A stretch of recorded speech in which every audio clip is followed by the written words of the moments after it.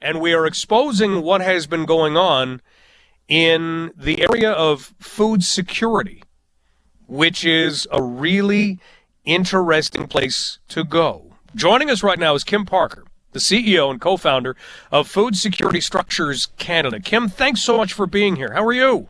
I'm great, Mike. Thanks so much for having me on. Kim and I used to work together years ago, so things are okay? Everything's going on all right? Everything's fantastic, other than I miss being in the office with all my radio peeps. Miss you a lot, I miss you a lot. Well, we miss you too, but you know what? At the same time, we have you working in an area where you're probably benefiting everybody if we're looking at food security. Can we first outline what Food Security Structures Canada is all about? Yeah, Food Security Structures Canada, we're a consulting group. We work with a number of suppliers to create what's called controlled environment agricultural structures. So these are buildings that are made from a fiber-reinforced polymer that create a sealed envelope that within that we're able to grow a variety of plants. Generally, we focus on aeroponic growing because it's highly productive, minimal resources, very energy efficient, with an extremely high yield of a variety of crops. So we're not talking just lettuce here, but pretty much anything. We could grow anything from vegetables, fruits, herbs, and what that allows us to do is we can do it in any type of climate. They can be in remote communities. We can insulate them up to an R75 so they can go subarctic. They've built them in the deserts. We've got desert units in Dubai. So they're units that really can handle anything that you throw at them, yet inside them we create the optimum growing conditions for whatever produce you want to grow in your community. Wow. Okay. Well, if we look at how COVID-19 and this pandemic has opened things up, it has made people re-examine things, how would you feel this kind of growing has come into play during the pandemic? It's really interesting, actually, for our business. There were always cracks in the food production and distribution system, but COVID-19 has shone a really bright light on it and has shown maybe what was a conversation now has become an urgent issue because it's shown that when we break down the system, whether it be during the production stage, because I know a lot of people heard about the fact, whether or not we can get workers to either help plant the crops or harvest the crops, or when the distribution system breaks down because either the trucks aren't able to get through or your distribution system isn't able to handle the changes. So we saw farmers having to potentially dump produce because they couldn't get it to market. These type of things became really apparent. They weren't just theories that we talked about. They were reality.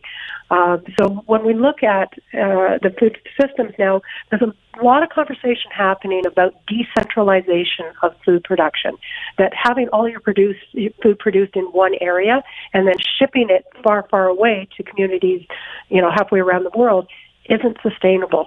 It's not sustainable when you have something break down in the system, and frankly, it's quite expensive. And as we've always said, unless you're producing it locally, the longer that food has to travel from the time it is harvested to when it hits your plate, you're losing nutritional value every step of the way.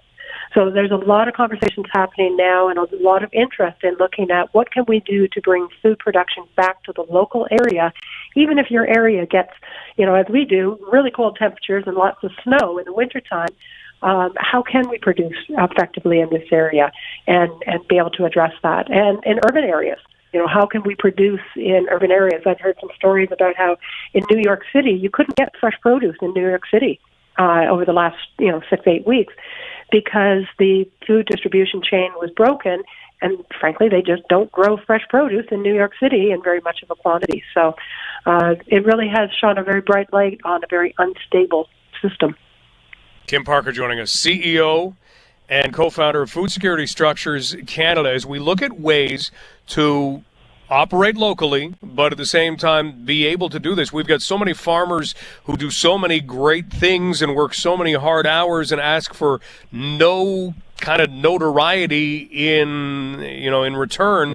Kim, when it comes to who would be able to grow in this way, would you be looking to farmers? Would you be looking to entrepreneurs? Who do you go to? Yes. That's the quick answer is yes.